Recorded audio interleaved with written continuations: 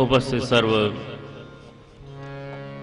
અષ્ટ સખા વાર્તા સપ્તાહનું રસપાન કરવા આવેલા સર્વે ભાવિક વૈષ્ણવજનો,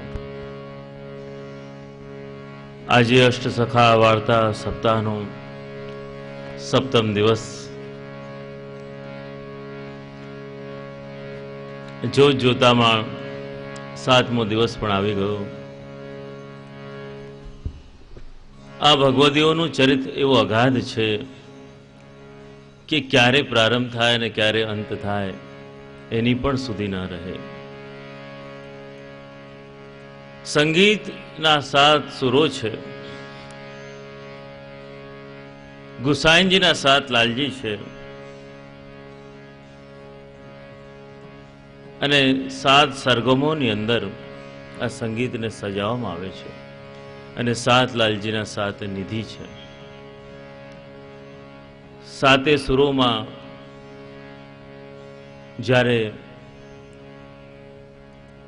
ગોવિંદની ભક્તિને સજાવી દેવામાં આવે છે અને એ સંગીત જ્યારે ભગવાનને સમર્પિત બને છે ત્યારે સંગીતની યશ કલગી ઉપર જ્યારે શ્રી ગોવર્ધન બિરાજે છે ત્યારે આંકડો થાય છે 8 અને ત્યારે જ બને છે આપણા અષ્ટછાપ. જો છાપના ઘણા બધા અર્થો હોય, જ્યારે આપણે કોઈ છાપ જોઈએ ત્યારે ખબર પડે કે આ ફલાણી સંસ્થા છે કે આ ફલાણું કાર્ય છે. એક મોહર, એક છાપ ના અર્થમાં છે અષ્ટછાપ.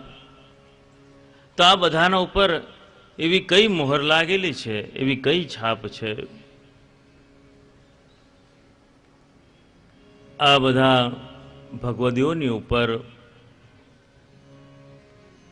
ઠાકોરજી અને સ્વામીજી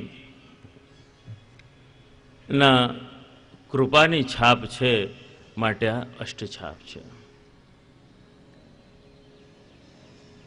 માટે આ બધા ભગવદીઓ એવી સુંદર સુરાવલીથી પ્રભુને. એકવાર વિદેશમાં એક માણસે પ્રયોગ કર્યો સંગીતની શક્તિ જાણવા માટે. એણે 2 છોડ ઉગાડ્યા અને એકને સંગીત સાથે મોટો કરવાનું વિચાર્યું અને એકને અલગ કરી દેવામાં આવ્યું. એણે પ્રયોગ કર્યો, રોજ એવી સુંદર સુરાવલી, જેમ જેમ છોડ મોટું થાય એક બાજુ બેસીને સુંદર સંગીત સુરાવલી સંભળાવવામાં આવે, સુંદર સાજના નાદ સંભળાવવામાં આવે. અમુક મહિનાઓ પછી જોયું તો જે છોડને સંગીતની સાથે મોટું કરવામાં આવ્યું એમાં વધારે પુષ્પ આવ્યા અને એ છોડ જ્યાં જે બાજુથી સંગીતનો નાદ સંભળાતો હતો એ બાજુ ઝૂકી ગયું અને પેલું જે સંગીત વગરનું હતું એનો એટલો બધો વિકાસ ન થયો. તો સંગીતની અસર પ્રયોગથી ખબર પડી કે મનુષ્ય ઉપર તો થાય છે પણ વૃક્ષો ઉપર પણ થાય છે.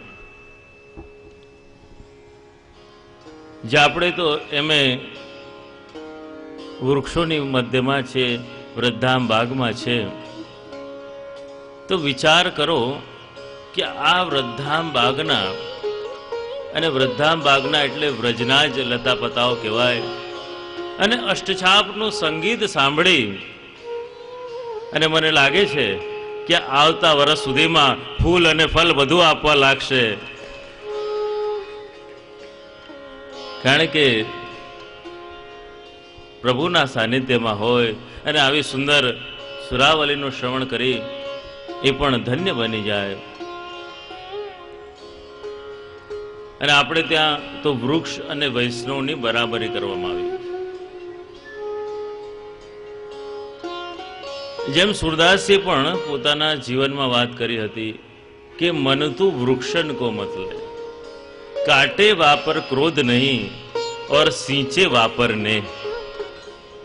વૃક્ષને કોઈ કાપે ને તો એ ક્રોધ ન કરે, અને જે જલ પાવે એના ઉપર પ્રેમ ન કરે. જે કોઈ પથ્થર મારે ને તો વાહિકો ફલ દેતે, તો પણ એને ફલ આપે છે. એટલે વૃક્ષ અને વૈષ્ણવ વચ્ચે બહુ સમાનતા કરવામાં આવી. એટલે વૈષ્ણવનું જીવન પણ એવું પરોપકારી હોવું જોઈએ કે ભલે કોઈ ક્રોધ કર્યો છે કે કોઈએ કૃપા કરી છે, બધાનાથી પર હટી અને પુરુષોત્તમમાં ગોવિંદમાં મન લગાવે, એવી સ્થિતિ જીવની થાય ત્યારે વૈષ્ણવ બની શકે. ગીતામાં પણ પ્રભુએ કીધું ને, સુખ અને દુઃખમાં જે સમ રહે એ જ સાચો ભક્ત છે.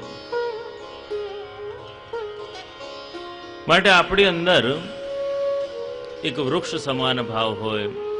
જો શ્રીમદ ભાગવતમાં પણ આપણે જોયું કે શ્રીમદ ભાગવતમાં જ્યારે વ્યાસ મુનિ સુખદેવજી પાછળ ભાગ્યા ત્યારે વૃક્ષોએ જ જવાબ આપ્યો વ્યાસજીને. વૃક્ષો પોતાના ફળ પાડીને જવાબ આપ્યો કે જેમ અમે પોતાના ફળો સમાજના કલ્યાણ માટે છોડી દઈએ છીએ, આપ આપના પુત્રને સમાજના કલ્યાણ માટે છોડી દો. માટે આપણી અંદર એવી ભાવના જાગે, પરોપકારની ભાવના હોય કે કોઈએ કદાચ તમારી સાથે સારો વ્યવહાર નથી કર્યો, છતાં પણ તમે એના માટે સારો વિચારો, એ જ વૈષ્ણવનું લક્ષણ છે. દયારામભાઈ પણ કહે છે ને કે ગુણ ઉપર ગુણ કરે એ તો રીત પ્રકાશ છે જગતમાં. ગુણ ઉપર ગુણ કરે એ તો રીત પ્રકાશ છે જગતમાં, પણ અવગુણ ઉપર ગુણ કરે એ મોટા હરિના દાસ. કે કદાચ કોઈએ તમારી સાથે સારું વર્તન નથી કર્યું, છતાં પણ બધાના માટે સબકો સન્મતિ દે ભગવાન, એવી વિચારધારા રાખીએ તો ક્યારે મનમાં આપણને સંશય ન થાય. જો કાલે આપણે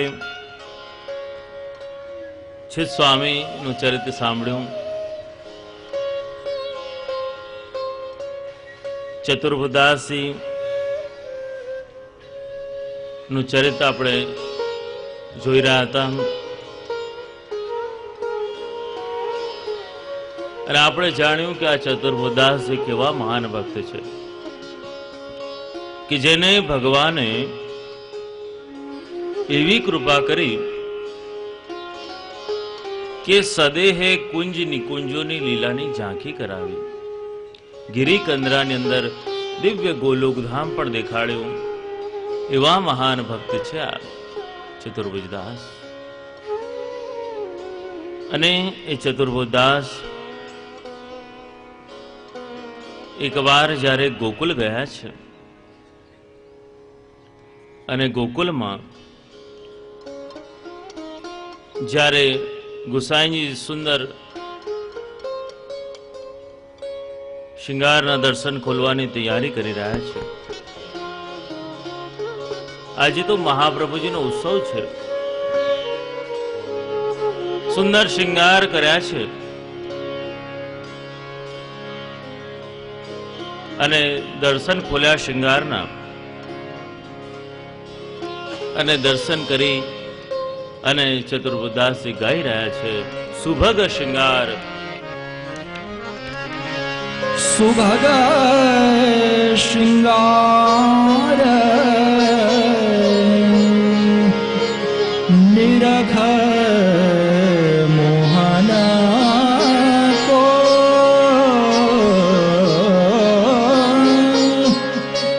લે દર્પના કર પિયહિ દિખા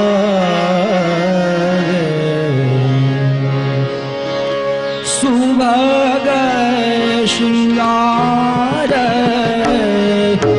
નિરખ મોહન કો લે दर्पणा कर पियहि दिखावे।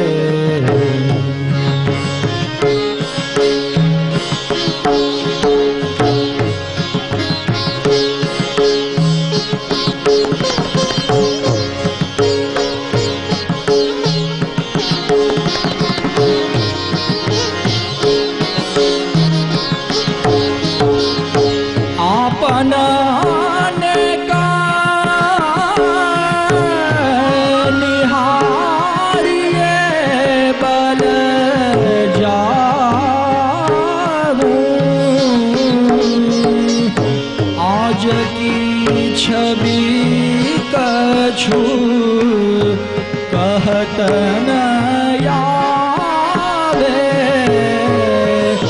ले दर्पण कर यही दिखावे।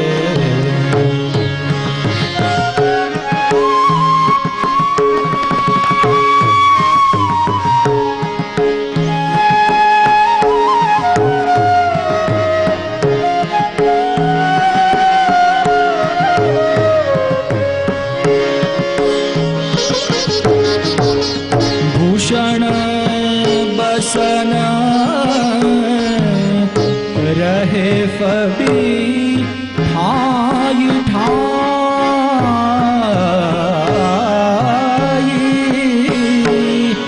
भूषण बसन रहे फबी ठाई ठाई। अंग अंग छवि चित ही चुराए। रोम रोम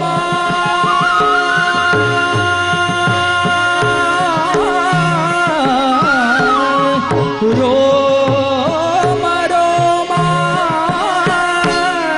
प्रफुल्लित ब्रज सुंदरी।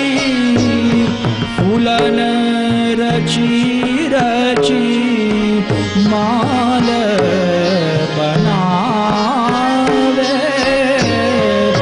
ले दर्पण कर यही दिखावे।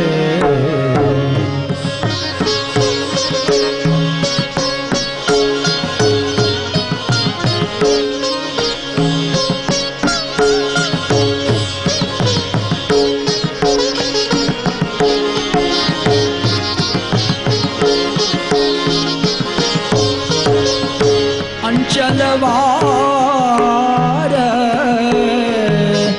करत न्योछावर।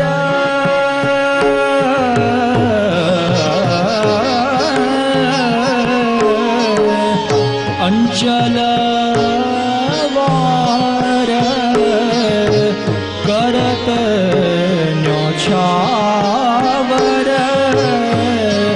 तन मन यति अभिलाष बढ़ावे। चत्रभुज प्रभु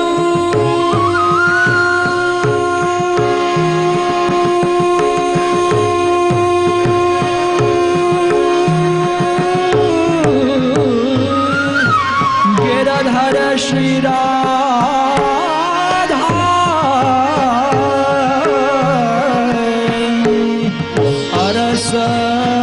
परस दो रिज रिजावत।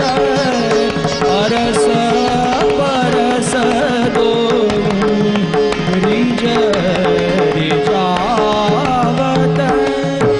ले दर्पण कर पियहि दिखावे। अंचलवार करत न्योछावर। तन मन यति अभिलाष बढ़ावे। चत्रभुज प्रभु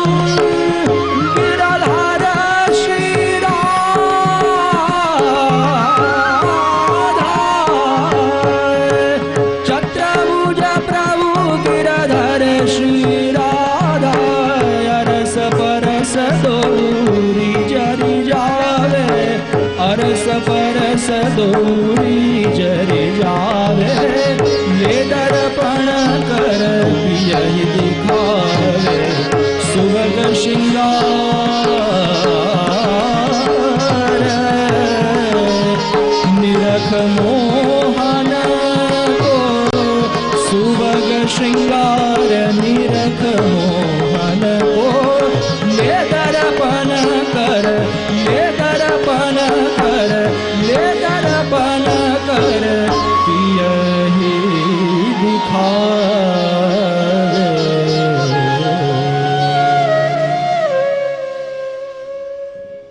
सुभग श्रृंगार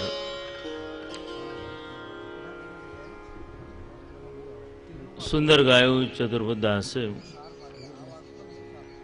નઈ છબી લાગત। જ્યારે આ પદ સાંભળ્યું એક વૈષ્ણવે ગુસાઈનજીને પૂછ્યું કે રોજ તો શૃંગાર ધરાય છે અને આજે ચતુર્ભુજ દાસે એવું કેમ ગાયું કે નઈ છબી લાગે? તો આમાં કયા નવા શૃંગાર છે? ગુસાઈનજી ને સમજાવ્યું,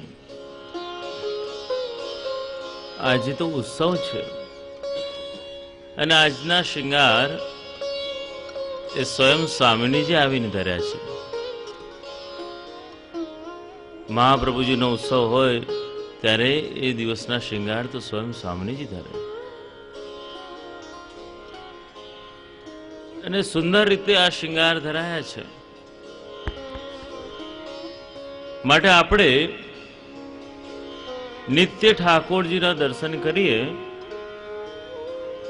ત્યારે એમાં નિત્ય નવીનતા હોય છે, પણ આપણને દર્શન કરતા આવડવું જોઈએ। પણ આપણે ઉતાવળમાં દર્શન કરીને ભાગી જઈએ તો આપણને એ શૃંગારનો આનંદ ના આવે। કયા વસ્ત્ર ધર્યા છે, કયા શૃંગાર ધર્યા છે એ આપણને ખબર હોવી જોઈએ। ઘણીવાર ઉતાવળમાં દર્શન કરીને નીકળી ગયા હોય અને પાછળથી કોઈ પૂછે કે કેવા શૃંગાર ધર્યા હતા, મસ્તક ઉપર શું ધરાવ્યું હતું, કેવા વસ્ત્ર હતા, તો આપણે કહી ના શકીએ ના ખૂબ આનંદ આવ્યો પણ શું ધર્યું હતું એ યાદ નથી। પણ આપણે એવી રીતે દર્શન કરીએ કે દર્શન તો કરીએ એની જોડે લીલાનું ચિંતન કરવાનું કે આજનો આ દિવસ કયો છે અને ઠાકોરજીને આ શૃંગાર અને આ વસ્ત્ર કેમ આવ્યા છે, આજે ઠાકોરજીની કઈ લીલા છે। તો એ શૃંગાર અને વસ્ત્રમાં રુચિ પેદા થાય અને પછી આપણને ભૂલાય નહીં। ઘણીવાર ઘણા વૈષ્ણવ એવા આશીર્વાદ લેવા આવતા હોય કે અમને આશીર્વાદ આપો, અમને પ્રભુ ભૂલાય નહીં। પણ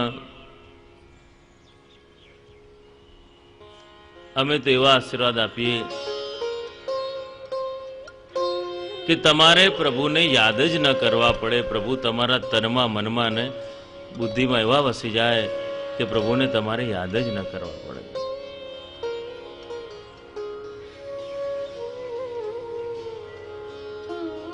માટે શિંગારમાં પણ ઠાકોરજી અદ્ભુત લીલા બતાવતા હોય છે। ઋતુ અનુસાર શિંગાર ધરાવાય। વસંતના દિવસો હોય સોનાના શિંગાર આવે, ઉષ્ણકાલમાં ચંદનના, છીપના, શ્રાવણમાં મોતીના શિંગાર અને દીપાવલીના દિવસોમાં ભારે હીરાના શિંગાર। અને જ્યારે આપણે પોતાના ઘરમાં ઠાકોરજીના શિંગાર ધરતા હોય ત્યારે આપણે આપણા ઘરમાં જે કોઈ બી સ્વરૂપ બિરાજતું હોય તો સુંદર લીલાનું ચિંતન કરી અને શૃંગાર કરવાના. અને જો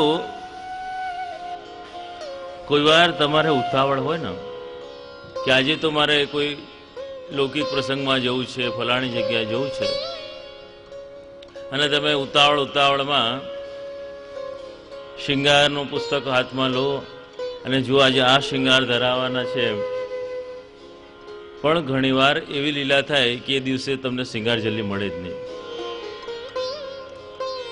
તમે ઉતાવળ કરવાને વિચાર્યું હોય પણ ઓર મોડું થઈ જાય, અને મળી બી જાય અને પછી તમે ઉતાવળમાં ધરાવો અને ઠાકોરજી સીધા વડા કરી નાખે, જા આજ મેં નહીં ધરાઉંગો. થાય છે ને ઘણી વાર. કારણ કે ઠાકોરજી જતાવે છે એ પણ ઠાકોરજી તમને સાનુભાવ જતાવે છે કે આપણે ઉતાવળ કરીએ અને ચિત્ત બીજાનામાં રાખીએ એ ઠાકોરજીને ગમતું નથી. એટલે ઠાકોરજી આવી બધી પ્રત્યક્ષ લીલા તમને બતાડે છે અને કહે છે કે તેરો મન મેરે મેં લગા, તબ મેં શિંગાર ધરાઉંગો. એટલે આપણે ત્યાં લગાવ ધરાવવામાં આવે, અને એ લગાવ જ્યારે ધરાવીએ, લગાવ એટલે કે આપણો પ્રેમ, આપણો ભાવ, અને એ લગાવ જ્યારે લાગે ત્યારે ઠાકોરજી કહે કે અબ મેં તેરે શિંગાર કો ધરૂંગો. એટલે આજે પણ ઠાકોરજી કેટલા બધા રૂપમાં આપણને સંકેત જણાવતા હોય છે, પણ આપણે લોકો સમજી નથી શકતા. તો શિંગારનો પણ એક વિશેષ આનંદ છે. તો આપણે ઠાકોરજીને સુંદર વિવિધ શિંગારો ધરાવા, કોઈ વાર ચંદ્રાવલીજીના ભાવથી, કોઈ વાર સ્વામીજીના ભાવથી, કોઈ વાર વ્રજ ભક્તોના ભાવથી, અને પછી વેણુજી ધરાવી અને આરસી બતાવવાની. અને આરસી બતાવી વેણુજી ધરાવીને પછી શિંગાર પૂર્ણ થયા કહેવાય. અને પાછી એમાં ઠાકોરજીનું મુખ કમલ જોવાનું દર્પણમાં, અને મુખ કમલ પ્રસન્ન દેખાવો જોઈએ. જો પ્રસન્નતા ન દેખાય ત્યારે માની લેવાનું હજી કંઈક આપણી કમી રહી ગઈ છે. તમે ધ્યાનથી ઠાકોરજીના સ્વરૂપમાં જોશો અને એમાં પણ જો બાલકૃષ્ણલાલજીનું સ્વરૂપ બિરાજતું હોય તો તમને ઘણા અનુભવ થશે. કોઈ વાર તમને એમના મુખારવિંદમાં પ્રસન્નતા દેખાશે, કોઈ વાર કઈ લીલા દેખાશે. તો પ્રભુની પ્રસન્નતા જોવી, પ્રભુ કેવી લીલા કરતા હોય છે. એક વાર તો સુરદાસજીને પણ એવો અનુભવ કરાવ્યો હતો ને કે સુરદાસજી ગાયું હતું કે દેખ્યો રી મેને 10 કમલ એકઠોર, કે પ્રભુ ના સ્વરૂપમાં એમણે 10 કમલ જોયા. ઠાકોરજીના હસ્તમાં હતા ખાલી 2 કમલ, અને એમણે ગાયું કે દેખ્યો રી મેને 10 કમલ એકઠોર. અને પાછા ઠાકોરજીને ફરી જ્યારે ગાયું ત્યારે એવું ગાયું કે દેખ્યો રી મેને 20 કમલ એકઠોર. અને વાત અહીંયા સુધી નથી અટકી ગઈ, આગળ જઈને તો ગાયું કે દેખ્યો રી મેને 40 કમલ એકઠોર.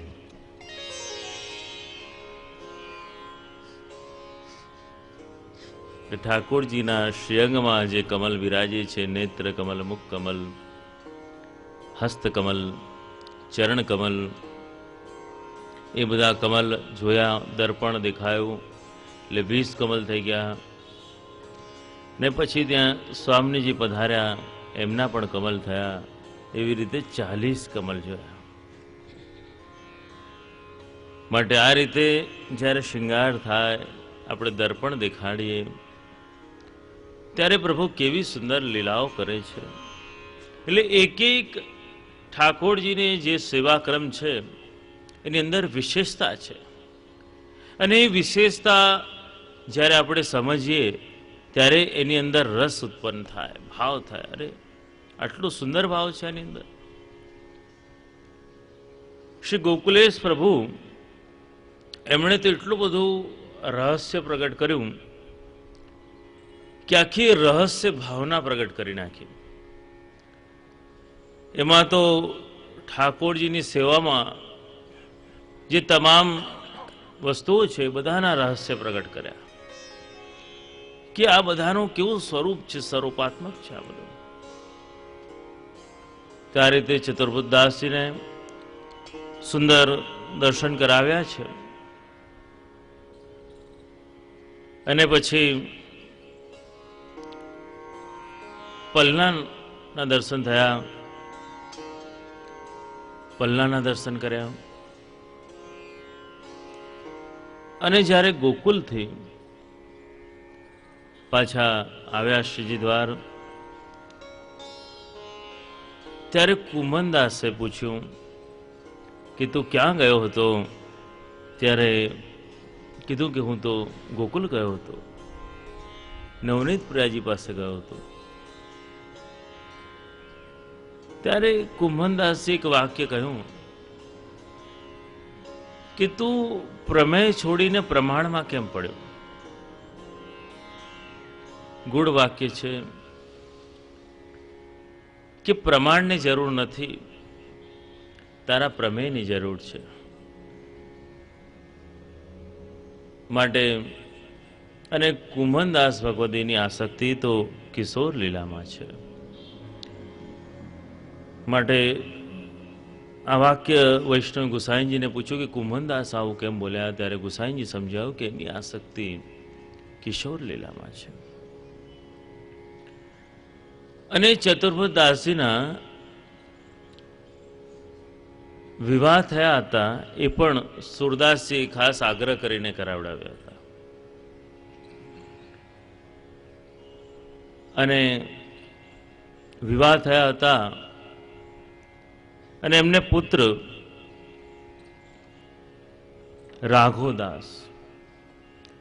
રાઘોદાસે એવી સુંદર ધમાર ગાઈ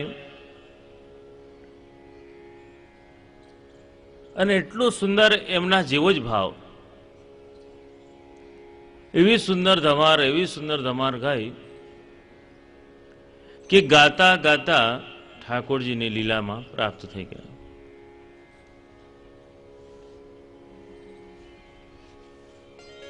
ચતુર્બુદ્ધદાસ પણ એમનો પણ લીલા પ્રવેશ થઈ ગયો હતો.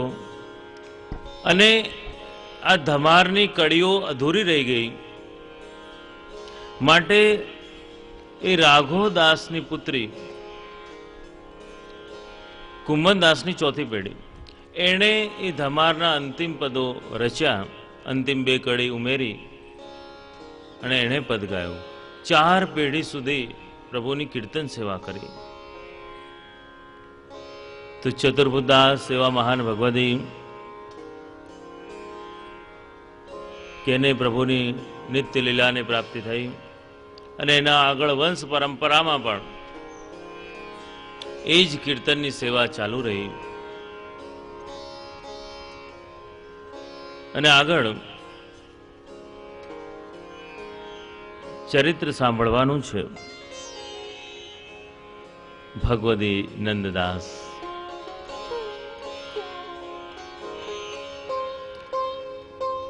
નંદદાસ નો ચરિત્ર બહુ અદ્ભુત છે, દિવ્ય છે.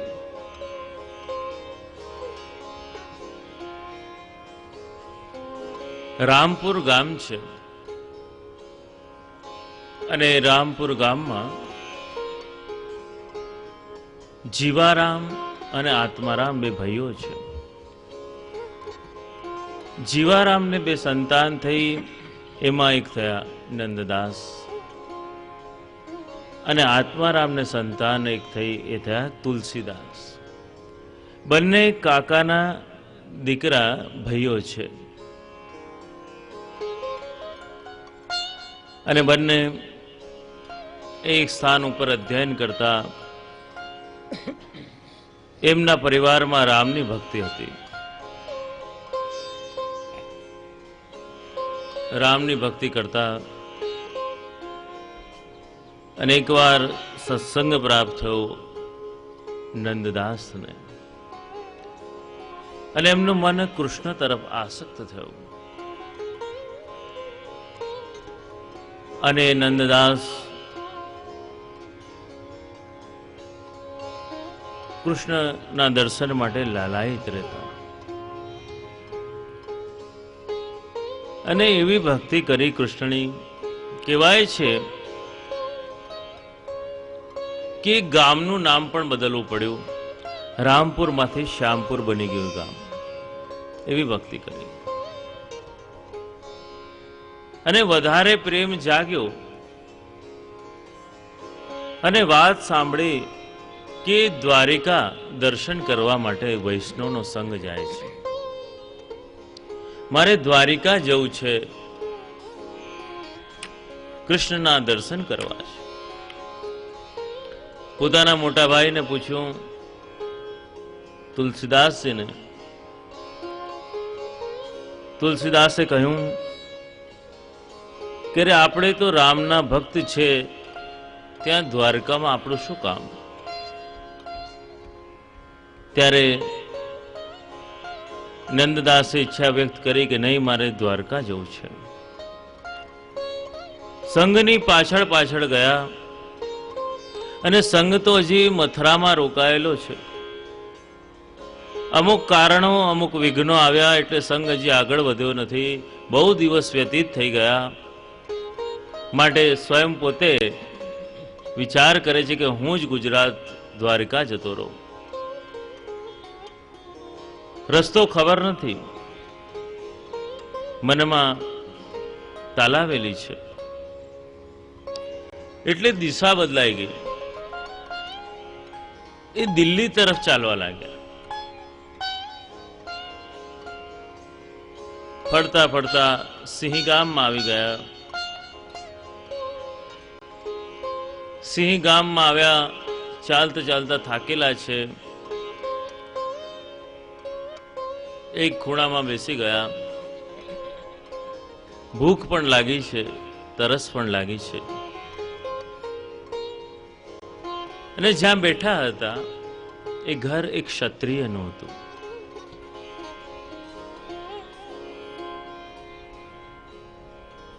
અને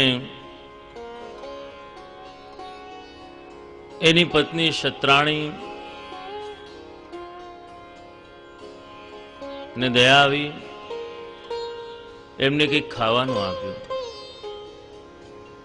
અને એની નજર નંદદાસની ક્ષત્રાણીના રૂપ ઉપર પડી.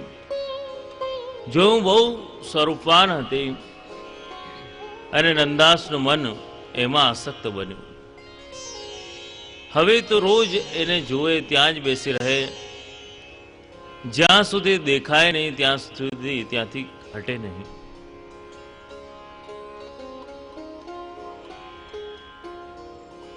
બસ એના નેત્ર જુએ. આખા એની જ્ઞાતિમાં એ ક્ષત્રાણીની ચર્ચા થવા લાગી કે જો તો ખરા બ્રાહ્મણ એના દ્વારે બેઠો રહે છે અને આ સ્ત્રીને જુએ છે. એની ચર્ચા, એની બદનામી થવા લાગી સ્ત્રીની. અને નંદદાસને કોઈની પરવા નથી, એમાં આસક્ત થયો છે. અને ક્ષત્રિય અને ક્ષત્રાણી બધા વૈષ્ણવ હતા, ગુસાઈજીના સેવક હતા. એ લોકો એકવાર વિચાર કર્યો કે આનાથી પીછો કેમ છોડાવો, આપણે આટલી બધી બદનામી થાય છે. વિચાર કર્યો કે આપણે ઘરમાં તાળા મારી વ્રજમાં જતા રહી, ગોકુલ જતા રહી ગુસાઈજીની પાસે. થોડા દિવસમાં કંટાળીને આ બ્રાહ્મણ પણ જતો રહેશે.